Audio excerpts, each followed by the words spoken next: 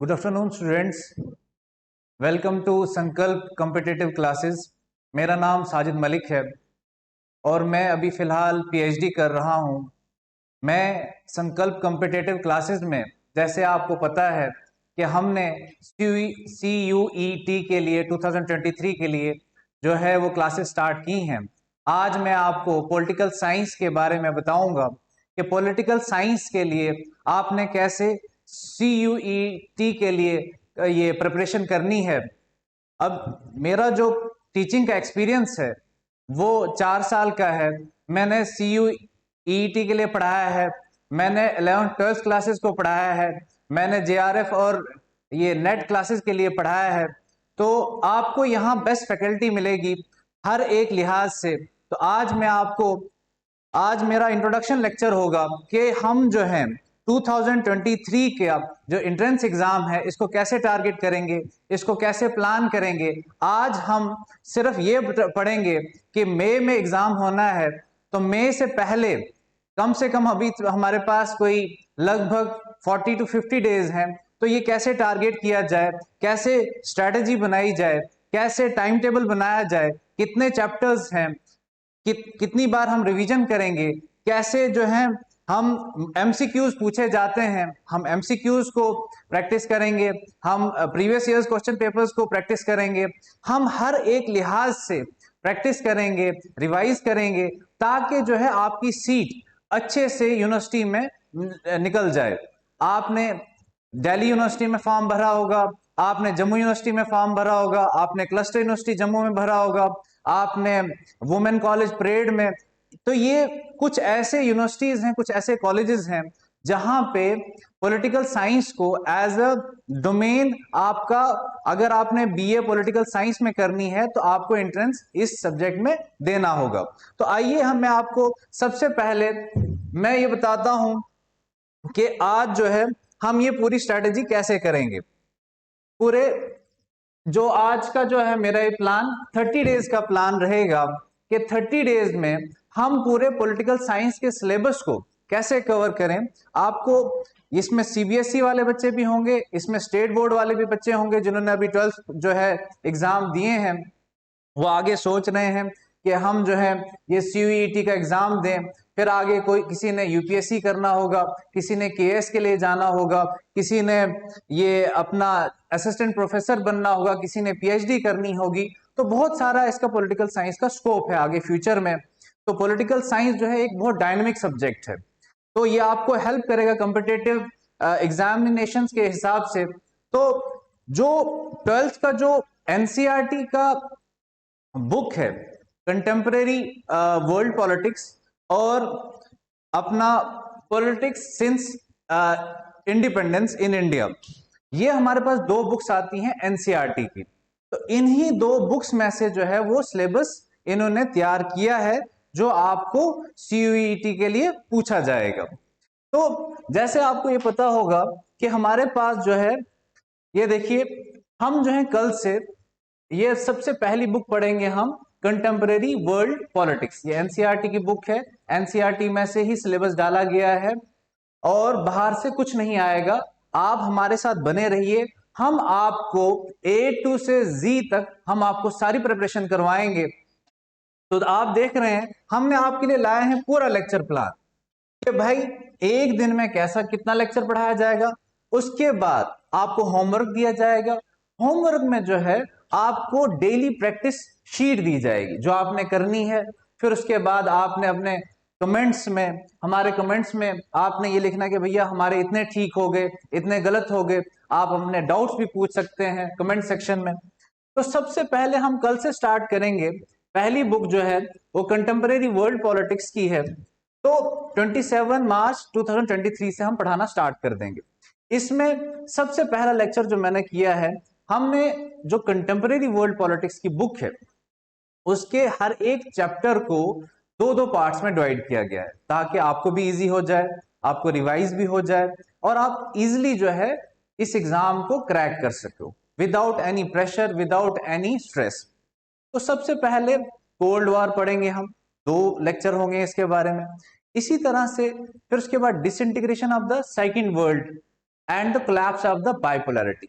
जैसे आपको पता है कि वर्ल्ड वार 1 हुई है, फिर वर्ल्ड वार 2 हुई है, फिर उसके बाद कोल्ड वार स्टार्ट हुई है। देखो वर्ल्ड वार और कोल्ड वार में डिफरेंस क्या है कि वर्ल्ड वार जो हुई है उसमें फेस टू फेस कंट्रीज आई हैं, जो कंट्रीज की आर्मी थी उन्होंने फेस टू फेस बैटल की है, फेस टू फेस जो है वो फाइट किया है।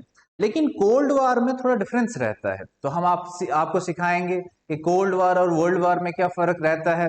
फिर उसके बाद ये बाइपोलैरिटी क्या थी, क्या पूरे इस वर्ल्ड में दो ही सुपर पावर्स थी, आज कितनी है, आगे फ्यूचर के लिए क्या प्रेडिक्शंस हैं, वो हम पढ़ेंगे, पूरा सिलेबस कवर करेंगे। फिर उसके बाद आगे हम पढ़ेंगे US dominance in world politics. ये हमारा थर्ड चैप्टर होगा कि जो यूएसए है, जिसको हम यूएस कहते हैं शॉर्ट फॉर्म में, यूनाइटेड स्टेट्स ऑफ अमेरिका के, इसकी डोमिनेंस क्या है पूरे वर्ल्ड पॉलिटिक्स में, ये पढ़ा जाएगा। ये सुपर पावर है। फिर उसके बाद आपने ये देखा होगा कि आगे जो आ रहा है हमारा कि alternative centres of economic and political power, ये हमारा चौथा चैप्टर है। इसको भी हम 2 दिन देंगे कि भाई पहले तो यूएसए जो था बहुत पावरफुल था, तो अब कौन से ऐसे अल्टरनेटिव सेंटर्स ऑफ पावर है, जैसे ब्रिक्स है, सार्क है, आसियान है, ये ऐसे पावरफुल ब्लॉक्स बन रहे हैं जो आगे आने वाले दिनों में एक काफी अच्छा अपना हेजेमनी क्रिएट कर सकते हैं। फिर उसके बाद हमारे पास आता है साउथ एशिया। तो फिर मैं ये बताना चाहता हूं कि जैसे ये 4 हमारे पास ये चैप्टर्स हो गए, इनका फिर एक चारों चैप्टर्स का टेस्ट होगा। देख रहे हैं आप किस हिसाब से हमने प्लान किया है आपके लिए, सिर्फ आपके लिए किया है ताकि आप अपनी सीट जो है वो सीयूईटी में एक अच्छी यूनिवर्सिटी में आप निकाल सकें और अपना एक अच्छा फ्यूचर बना सकें। पहले हम डेली प्रैक्टिस आपको शीट्स दे रहे हैं, फिर उसके बाद जब 4 चैप्टर्स हो गए तो आपको एक टेस्ट दिया जाएगा चारों चैप्टर्स का। इसी तरह से आगे आगे जो है हमारे पास साउथ एशिया है, जैसे इसमें हम नेपाल पढ़ेंगे, पाकिस्तान पढ़ेंगे, बांग्लादेश पढ़ेंगे। फिर इंटरनेशनल ऑर्गेनाइजेशंस, इंटरनेशनल ऑर्गेनाइजेशन जैसे आपको पता है यूएनओ है, यूनिसेफ है, यूनेस्को है, ये सारा डिटेल में पढ़ेंगे हम। उसके बाद सिक्योरिटी है, security in contemporary world, security जिसमें आपने पढ़ा होगा ट्रेडिशनल सिक्योरिटी आती है, नॉन ट्रेडिशनल सिक्योरिटी आती है, ह्यूमन सिक्योरिटी आती है। तो इसके साथ साथ भी हम वही डेली प्रैक्टिस शीट चल रही हो रही होगी हमारी। उसके बाद जैसे आपको पता है इन्वायरमेंट आज बहुत इंपॉर्टेंट है, हर कोई बात कर रहा है क्लाइमेट चेंज की, हर कोई बात कर रहा है जो जो अपने कि भाई गो ग्रीन।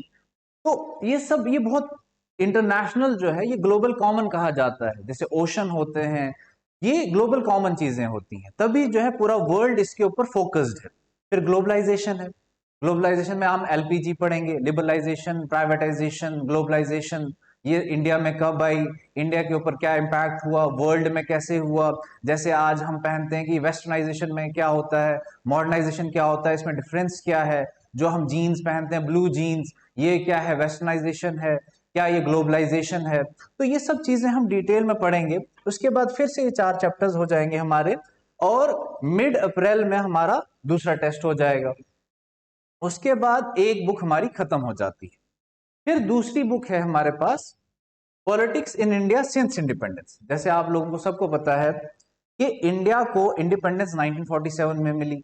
उसके बाद यहाँ पे पॉलिटिक्स जो है बहुत तेजी से चेंज हुई है। जैसे पहले जो था वन पार्टी डोमिनेंस था, कांग्रेस सिस्टम था, नेहरू, फिर उसके बाद शास्त्री, फिर इंदिरा गांधी, फिर कांग्रेस का डिक्लाइन स्टार्ट हुआ, फिर कोलिशन का पीरियड आया, फिर रीजनल पार्टीज का पीरियड आया। उसके बाद अभी जो है फिर से जो ये एनडीए गवर्नमेंट बनी है बीजेपी की, अभी फिर से सिंगल पार्टी रूल चलना स्टार्ट हुआ है। ये सब चीजें हैं हम पढ़ेंगे। इसमें जो कास्ट का क्या रोल रहेगा, ये देखिए पहला chapter the era of one party dominance, जिसमें हम सब डिटेल में पढ़ेंगे। ये पूरा मैंने आपको बताया है कि फर्स्ट 3 जनरल इलेक्शंस, ये सारा सिलेबस में दिया हुआ है। फिर कांग्रेस का डोमिनेंस कैसा रहा नेशनल लेवल पे, ये क्यों कांग्रेस कांग्रेस इतनी सक्सेसफुल क्यों थी, क्या कांग्रेस में ऐसा क्या चीज था जो इतने सालों तक इसने राज किया। तो जैसे मैंने आपको लिखा क्यों, क्योंकि इसने नेशनल स्ट्रगल, जो फ्रीडम स्ट्रगल थी अगेंस्ट ब्रिटिश रूल, इसके खिलाफ लड़ा। और उस टाइम यही एक सिंगल पार्टी थी पूरे इंडिया में, बाकी भी छोटी मोटी पार्टीज थी लेकिन इतनी वेल एस्टेब्लिश्ड नहीं थी, वेल ऑर्गेनाइज्ड नहीं थी जितनी हमारी कांग्रेस थी। उसके बाद फिर उस क्या हो जाता है कि कोलिशन स्टार्ट हो जाता है, कोलिशन का एरा स्टार्ट हो जाता है, कांग्रेस खत्म हो जाती है। फिर अपोजिशन पार्टीज हैं, जैसे कौन सी, कम्युनिस्ट पार्टी ऑफ इंडिया। जैसे मैं अभी बताता चलूं कि सबसे पहले जो है पूरे इंडिया में अगर किसी एक स्टेट में नॉन कांग्रेस गवर्नमेंट बनी है तो वो केरला में बनी है, और वो किसकी बनी है, कम्युनिस्ट पार्टी ऑफ इंडिया की बनी है। फिर उसके बाद भारतीय जनता संघ था, उसके बाद सोशलिस्ट पार्टी है, इसके बारे में पढ़ेंगे हम। फिर उसके बाद देखिए जो इंडियन पॉलिटिक्स है, इसमें मैंने कुछ ही चैप्टर्स को दो दो लेक्चर्स दिए हैं, क्योंकि ये जो है ये बहुत, एक तो आप इसको लाइव देख रहे हो कि प्रेजेंट टाइम में इंडिया में क्या हो रहा है, तो इसको मैंने इजी वे में एक ही दिन दिया है किसी किसी चैप्टर्स को, लेकिन इसी के साथ साथ डेली प्रैक्टिस शीट आपकी चलती रहेगी। उसके बाद national building and it's problems आएगा। फिर पॉलिटिक्स ऑफ प्लान डेवलपमेंट, इसको दो मैंने पार्ट्स में डिवाइड किया है। जैसे प्लानिंग होता था, प्लानिंग कमीशन होता था पहले, तो प्लानिंग कमीशन क्या करता था, 5 साल के लिए 5 ईयर प्लान बनाता था, उसी हिसाब से प्लानिंग चलती थी। फिर एक प्रोस्पेक्टिव प्लान होता था जो कम से कम 10 या 20 साल तक चलता था। तो लेकिन अब जब से बीजेपी की गवर्नमेंट आई है 2014 में, तो इसने प्लानिंग कमीशन को वाइंड अप किया, खत्म किया, और इसकी जगह कौन ले आए, नीति आयोग। तो ये सब चीजें हमने पढ़नी है। तो ये क्वेश्चन बन सकता है कि जी प्लानिंग कमीशन को कब खत्म किया, 2014 में। किस गवर्नमेंट ने खत्म किया, बीजेपी की गवर्नमेंट ने। बीजेपी की गवर्नमेंट को क्या कहा जाता है, क्योंकि वो कोलिशन में है तो एनडीए गवर्नमेंट कहा जाता है। प्लानिंग कमीशन की जगह कौन सा कहते ऑर्गेनाइजेशन आया, नीति आयोग आया। नीति की क्या फुल फॉर्म है, ये सब चीजें हम पढ़ेंगे। उसके बाद इंडिया एक्सटर्नल रिलेशन, देखिए अब जैसे इंडिया एक्सटर्नल रिलेशन है हमारे पास, कि इंडिया की फॉरेन पॉलिसी सिंस इंडिपेंडेंस कैसी रही। जैसे अभी हमारे minister of external affairs Jaishankar साहब हैं, ये भी क्वेश्चन पूछ सकते हैं कि कौन है हमारे मिनिस्टर ऑफ एक्सटर्नल अफेयर्स। ये हमने मैं बहुत डिटेल में पढ़ना है ताकि आपको कोई भी प्रॉब्लम ना आए, स्पेशली डोमेन वाले पार्ट में। बहुत इजी, बहुत डायनेमिक, बहुत ही आप कह सकते हो एक तरह का चैलेंजिंग है, क्योंकि ये बहुत जल्दी तेजी के साथ चेंज होता जाता है और आपने कैचअप करना है, अपडेट रहना है। और अपडेट कौन रखेगा, हम रखेंगे, संकल्प कॉम्पिटिटिव क्लासेस वाले लोग। उसके बाद आपका ये जैसे आपका इंडिया एक्सटर्नल रिलेशन ऐसे भी इंपॉर्टेंट हो सकता है क्योंकि आजकल रशिया और यूक्रेन की वॉर चल रही है, तो उसमें इंडिया का क्या रोल, क्या इंडिया ने, वही आपने जैसे देखा होगा कि नेहरू के टाइम पे नॉन अलाइंड मूवमेंट होती थी, तो क्या अभी भी हम नॉन अलाइंड मूवमेंट को फॉलो करते हैं, कि या हम कोई किसी एक ब्लॉक की तरफ टिल्ट हो चुके हैं, तो वो हमने देखना है। यूएन, ये यूनाइटेड नेशन सिक्योरिटी काउंसिल में हमारा रिस्पॉन्स क्या रहा इस वॉर को लेके, ये सब चीजें पढ़ेंगे। फिर उसके बाद फिर से हम पढ़ेंगे challenges to restoration of Congress system, फिर एक अलग चैप्टर है। देखिए मैं खासकर ये बताना चाहता हूं सीबीएसई वालों को, जिन्होंने अभी रिसेंटली एग्जाम दिया है सीबीएसई वालों का पॉलिटिकल साइंस में, वहां पे कुछ चैप्टर्स जो हैं उन्होंने डिलीट किए थे। उन चैप्टर्स को जो डिलीट हो चुके थे वो भी ऐड ऑन किए गए हैं सीयूईटी में। ठीक है, तो आपको बहुत ही इंपॉर्टेंट हो जाता है कि जो आपने पिछले साल पढ़ा 12th क्लास में पॉलिटिकल साइंस में फॉर सीबीएसई एग्जामिनेशन, तो वो चैप्टर्स ही नहीं बल्कि कुछ एडिशन चैप्टर्स भी इसमें इंक्लूड किए गए हैं। जैसे challenges to and restoration of Congress system, फिर उसके बाद ये वन पार्टी डोमिनेंस जो कांग्रेस का एरा था, तो इसमें मैंने आपको डिटेल में बताया है कि इसमें क्या क्या पढ़ेंगे हम। पॉलिटिकल सक्सेशन आफ्टर नेहरू पढ़ेंगे, non Congressism and electoral upset, उसके बाद कांग्रेस का फिर से रिवाइवल होता है, वो कैसे होता है वो भी हम पढ़ेंगे। उसके बाद हम पढ़ेंगे कि फोर्थ जनरल इलेक्शन कैसे होती है, 1967 में ऐसा क्या होता है कि जहां पे इसको पॉलिटिकल अर्थक्वेक कहा गया है, स्प्लिट हुई थी कांग्रेस। जैसे आपने पढ़ा होगा कि कांग्रेस इसमें इंदिरा गांधी के टाइम पे कांग्रेस स्प्लिट हो चुकी थी दो पार्ट्स में, एक कांग्रेस ओ और एक कांग्रेस और, तो वो क्यों हुई थी इसके बारे में भी हम पढ़ेंगे। ठीक है, उसके बाद हम पढ़ेंगे कि rise of regional parties, regional party का कैसे राइज हुआ। कौन कौन था उसमें। जैसे यहाँ पे लिखा गया है कि डीएमके, ये डीएमके क्या है, ये तमिलनाडु की पार्टी है जो अभी जो रूल कर रही है वहां पे। उसके बाद ये डिफेक्शन क्या होता है, ये आया राम और गया राम क्या होता है। जब इंसान कोई चेंज करता है पार्टी जीत के, तो उसको डिफेक्शन में लाया जाता है। ये कब आया, क्यों आया, ये भी हम पढ़ेंगे। फिर उसके बाद 1971 में ऐसा क्या किया इंदिरा गांधी ने कि दोबारा से कांग्रेस को जो है वो विक्ट्री मिली। तो गरीबी हटाओ का उन्होंने एक स्लोगन दिया था। तो ये सब पढ़ेंगे, कितनी सीट्स उन्होंने कहते जीती। फिर उसके बाद अगला जो चैप्टर है हमारे पास, वो है crisis of the constitutional order. अब आप इसको देख के डर नहीं जाना, यही आपका जो है एनसीईआरटी में है, लेकिन वहां पे नाम जरा डिफरेंट है। वहां पे नाम है the crisis of democratic order. देखो, आज मैं फिलहाल मैं सिर्फ आपके साथ सिलेबस जो है वो डिस्कस कर रहा हूं, क्योंकि आपको अगर सिलेबस पता होगा तो समझ लो आपने 50% जो है वो सक्सेस पा ली। अगर सिलेबस ही नहीं पता होगा डिटेल में, तब आप जो है वो मुश्किल हो जाती है। उसके बाद तो आपने घबराना नहीं है, आपने ये देखना है कि क्राइसिस ऑफ कॉन्स्टिट्यूशनल ऑर्डर है, तो उसका मतलब है कि भैया ये किसकी बात कर रहे हैं, क्राइसिस ऑफ डेमोक्रेटिक ऑर्डर की, एनसीईआरटी में दिया है। उसके बाद search for committed bureaucracy and judiciary, ये भी हम पढ़ेंगे, बहुत इंटरेस्टिंग रहेगा, आपको बहुत मजा आएगा इसको पढ़ने में। आप बने रहिए हमारे साथ, आप हमें कहते हमें साथ दीजिए, हम आपको बेस्ट से बेस्ट पढ़ाने की जो है वो क्वालिटी देंगे, पढ़ाएंगे आपको। उसके बाद आगे ये नव निर्माण मूवमेंट इन गुजरात और बिहार मूवमेंट क्या थी, जयप्रकाश नारायण कौन थे, मुरारजी देसाई कौन थे। देखो, अगर आपने अपने इतिहास को नहीं पढ़ा तो किसको पढ़ा। तो ये हिस्ट्री जो ये जो पॉलिटिक्स होती है, ये हिस्ट्री को भी लाती है अपने साथ में और प्रेजेंट को भी लाती है साथ में। तो ये बहुत एक अच्छा सा मिक्सचर बन जाता है, ठीक है। उसके बाद इमरजेंसी, ये जो जिसको इमरजेंसी एक हमारे पे बहुत बड़ा बोल्ट है हमारे डेमोक्रेसी के ऊपर, वो पढ़ेंगे। फिर इसका भी आपको जो डेली दिया जाएगा, डीपीएस बोलते हैं हम यहाँ पे, डेली प्रैक्टिस शीट दी जाएगी। फिर हमारे पास लेक्चर नंबर 26 आता है। तो आप देख रहे हो कि हमने प्लान इस तरह से किया कि एक महीने में ये कवर हो जाए। ऑलमोस्ट हमने जो है 30 to 33 डेज लिए हैं आपके, और आपका जो है सीयूईटी कंफर्म है। अगर आप हमारे साथ अच्छी तरह से पढ़ते रहिए, हम आपको पढ़ाते रहेंगे, रिवाइज कराते रहेंगे, एमसीक्यूज आपको बताते रहेंगे, इंपॉर्टेंट क्वेश्चंस बताते रहेंगे। रीजनल एस्पायरेशंस एंड कॉन्फ्लिक्ट्स पढ़ाएंगे हम फिर आगे। इसमें क्या होता है, जैसे कश्मीर का इशू है, पंजाब का इशू है, ये सब चीजें पढ़ेंगे। नॉर्थ ईस्ट का इशू है, ये सारी चीजें पढ़नी है, बहुत मजा आएगा। उसके बाद मजे के साथ पढ़िएगा। देखिए, जो चीज मजे के साथ शौक के साथ पढ़ी जाती है, उसमें इंसान कामयाब होता है, ठीक है। तो हमने किसके पीछे भागना है, एक्सीलेंस के पीछे भागना है, ठीक है। अगर आप एक्सीलेंस के पीछे भागना है, ये किसका है, थ्री इडियट्स का डायलॉग है कि भैया एक्सीलेंस के पीछे भागो, मार्क्स खुद ही आ जाएंगे।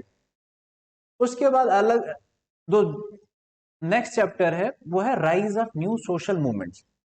नाम थोड़ा सा इन्होंने चेंज किया, ठीक है, लेकिन एनसीईआरटी बुक में फिर से राइज ऑफ पॉपुलर मूवमेंट्स करके है ये, ठीक है। तो इसमें हमने फार्मर्स मूवमेंट पढ़नी है।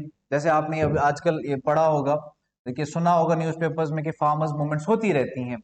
जैसे अभी 3 फॉर्म्स लाए थे बिल, तो फार्मर्स ने प्रोटेस्ट किया, फिर उसको वापस लिया गया, रिपील किया गया, ठीक है। इसी तरह से फार्मर्स ने हिस्ट्री में, पास्ट में बहुत सारे जो है वो मूवमेंट्स चलाए थे। जैसे हमने पढ़ना कि इलेक्ट्रिसिटी अगर रेट्स ज्यादा हो जाते हैं, अब आप बोलोगे कि फार्मर्स और इलेक्ट्रिसिटी का क्या कनेक्शन है। सर, उनके जो वो हैंड पंप्स हैं, वाटर पंप्स हैं, वो इलेक्ट्रिसिटी से चलते हैं। उनको इरिगेशन करना होता है आपके अपने फील्ड को। अगर मानसून फेल हो गया तो उनको इलेक्ट्रिसिटी की बहुत जरूरत पड़ती है, ठीक है। तो अगर इनका रेट बढ़ गया इलेक्ट्रिसिटी का, तो क्रॉप का रेट बढ़ जाएगा। जब फसल का, फूड ग्रेन का रेट बढ़ जाएगा, तो इन्फ्लेशन होगी, इन्फ्लेशन से लोग नहीं लेंगे, तो उनकी क्रॉप जो है वो खराब हो सकती है। तो इसलिए वो अपने राइट के लिए लड़ रहे हैं। पंजाब में भी वो डिमांड कर रहे हैं शुगर केन और वीट की प्राइसेस ज्यादा होनी चाहिए। बस ये सब चीजें पढ़नी है। फिर उसके बाद वुमेन्स मूवमेंट पढ़नी है इसमें। ये इसलिए मैंने इसमें डिटेल किया है क्योंकि मैंने आपको पहले भी बताया कि सीबीएसई में ये चैप्टर्स जो हैं वो एकेडमिक एग्जामिनेशन में नहीं पूछे गए थे, इसीलिए मैं इनको थोड़ा सा डिटेल में करवा रहा हूँ। स्टेट बोर्ड में सब आए थे। फिर एनवायरनमेंट में चिपकू मूवमेंट आपने पढ़ा होगा कि वहां की लेडीज जो थी वो हक कर रही थी उत्तराखंड की लेडीज, ताकि इनको वो डिफॉरेस्टेशन ना करें। फिर women's movement, anti arrack movement चली आंध्र प्रदेश में अगेंस्ट कि भैया आप अल्कोहल ना पियो, ठीक है। उसके बाद डेवलपमेंट अफेक्टेड पीपल्स मूवमेंट, ये सब चीजें पढ़ेंगे। ये चीजें मैंने खोल खोल के इसलिए बयान की गई है ताकि आपको समझ आ जाए, आपको पता चल जाए कि पॉलिटिकल साइंस बहुत एक इजी, इंटरेस्टिंग, चैलेंजिंग और डायनेमिक सब्जेक्ट है। इसके साथ आपको अपडेट रहना पड़ता है, पास्ट को भी लिंक करना पड़ता है प्रेजेंट के साथ, बहुत मजा आने वाला है, ठीक है। उसके बाद अब democratic upsurge and coalition politics हम पढ़ेंगे। फिर इसमें कि जेडी, जनता दल, बीजेपी ये किसने बनाई, इनका कैसे राइज हुआ, कब बनी, कितनी बार गवर्नमेंट्स बनाई इन्होंने। फिर उसके बाद रीजनल पार्टीज का क्या रोल है, जैसे हमारे यहाँ जम्मू कश्मीर में नेशनल कॉन्फ्रेंस है, पीडीपी है, अपनी पार्टी है। फिर उसके बाद आप जाओगे जैसे तमिलनाडु डीएमके है, पंजाब में जाओगे अकाली दल, इनका बहुत राइज हुआ, ठीक है। उसकी वजह से इनका बहुत पार्ट प्ले रहता है कोलिशन गवर्नमेंट की में, तो ये भी हम सारी चीजें पढ़ेंगे, ठीक है। उसके बाद कुछ ऐसी गवर्नमेंट्स बनी हैं कोलिशन में जिनका नाम अलग अलग रखा गया है, यूनाइटेड फ्रंट गवर्नमेंट रखा, फिर नेशनल फ्रंट गवर्नमेंट रखा, फिर जैसे मनमोहन सिंह की सरकार को यूपीए कहा जाता था, आज की सरकार को एनडीए कहा जाता है, ठीक है। फिर हमारा आ जाता है लास्ट चैप्टर। लास्ट चैप्टर जो है वो है रीसेंट इश्यूज एंड चैलेंजेस, ठीक है, कि भैया आज की डेट में क्या क्या इश्यूज हैं और क्या क्या चैलेंजेस है हमारे पॉलिटिकल सिस्टम को लेके इंडिया में। तो सबसे पहले ग्लोबलाइजेशन पढ़ना है हमें कि ग्लोबलाइजेशन कब हुई, जिसमें मैं आपको बार बार पढ़ा रहा हूं कि एलपीजी बोलते हैं उसको। एलपीजी कब लाई गई इंडिया में, क्यों लाई गई, उसके क्या पॉजिटिव और नेगेटिव इंपैक्ट्स हैं, ठीक है, वो सब चीजें हम पढ़ेंगे। फिर ये ओबीसीज कौन होते हैं, इनका क्या इंडिया में रोल है, ये जो अदर बैकवर्ड क्लासेस या अदर बैकवर्ड कास्ट होते हैं, ये कब आई, किसने रिजर्वेशन दी, इसमें जो रिजर्वेशन होती है 27%, किस प्राइम मिनिस्टर ने दी, ठीक है। उसके बाद दलित पॉलिटिक्स, जो दलित, मैं आज को बताता हूं दलित का जो ये वर्ड है ये अंबेडकर ने दिया था, बी आर अम्बेडकर, जो हमारे फादर ऑफ ये इंडियन कॉन्स्टिट्यूशन है, ठीक है, यहाँ चेयरमैन ऑफ ड्राफ्टिंग कमेटी है, ठीक है। तो दलित का मतलब होता है ब्रोकन, ये उन्होंने वर्ड दिया था दलित, ठीक है। तो दलित का क्या रोल है हमारे जम्मू कश्मीर ये इतने इंडिया में, जैसे आपने बार बार हमारे जो प्राइम मिनिस्टर मोदी हैं इनको सुना होगा पासमानदा, ठीक है, पासमानदा मुस्लिम्स करके नाम बोलते हैं, ठीक है। उसके बाद बहुत सारे, जैसे आपने एक पार्टी भी रखी होगी यूपी में कि भाई उत्तर प्रदेश में एक पार्टी है बहुजन समाज पार्टी, वो पूरी दलित के ऊपर फोकस्ड है, ठीक है। उसके बारे में पढ़ेंगे। देखो बीएसपी किसने बनाई थी, कांशी राम ने बनाई थी। फिर ये अयोध्या डिस्प्यूट, अयोध्या डिस्प्यूट क्या था, अयोध्या कहाँ पे है, या राम मंदिर का डिस्प्यूट क्या है, कब स्टार्ट हुआ, कब खत्म हुआ, बीच में क्या पॉलिटिक्स ने किया, ठीक है, ये सब पढ़ेंगे। गुजरात राइट्स जो 2002 में हुआ था, उसमें क्यों हुआ था, उसके बाद क्या पॉलिटिकल सिस्टम को इम्पैक्ट पड़ा था। तो ऑलमोस्ट आप देख रहे हैं कि मैंने ये सारा जो हमारा सिलेबस है ये ऑलमोस्ट कितने लेक्चर्स में, 30 लेक्चर्स में ये कवर किया है। तो देख रहे हैं आप कि 30 लेक्चर्स में ये पूरा कवर हो जाता है, एक महीना, सिर्फ एक महीना आपने हार्ड वर्क करना है और फिर आपने एक अच्छी सी यूनिवर्सिटी में सीट ये कि आपको मिल जाएगी, फिर आपने अपना फ्यूचर जो है वो सिक्योर कर लेना है। लेकिन सिर्फ एक महीना, एक महीना आपने अच्छे से मेहनत करनी है, मजे के साथ, चिल होके, ठीक है। और साथ साथ में हम आपको टेस्ट भी देते रहेंगे, वो टेस्ट भी आप जो है जनरली करेंगे आप। फिर उसके बाद अगर कोई डाउट होगा कमेंट सेक्शन में पूछिएगा, ठीक है। उसके बाद आप हमें कॉल भी कर सकते हैं, यहाँ पे ये आप कॉलिंग जो है स्क्रॉल चल रही है, ठीक है, इस नंबर पे कॉल कर सकते हो। फिर लास्ट में 30 लेक्चर्स के बाद जब हम पढ़ बैठेंगे सारा, फिर एक क्या होगा, फुल सिलेबस टेस्ट होगा, ठीक है। हम आपको दे देंगे कि भैया आप जो है वह फुल सिलेबस आपका तैयार हो चुका है, अब आप इसे पढ़ें, रिवाइज करें, उसके बाद अच्छे से पेपर को दें। आज ये हमारा सिर्फ पूरा जो था लेक्चर ये इसके ऊपर बेस्ड था, सिलेबस के ऊपर। और किसका सिलेबस था? पॉलिटिकल साइंस के ऊपर। किसको टारगेट कर रहे हैं हम? CUET 2023। तो ऑल द बेस्ट।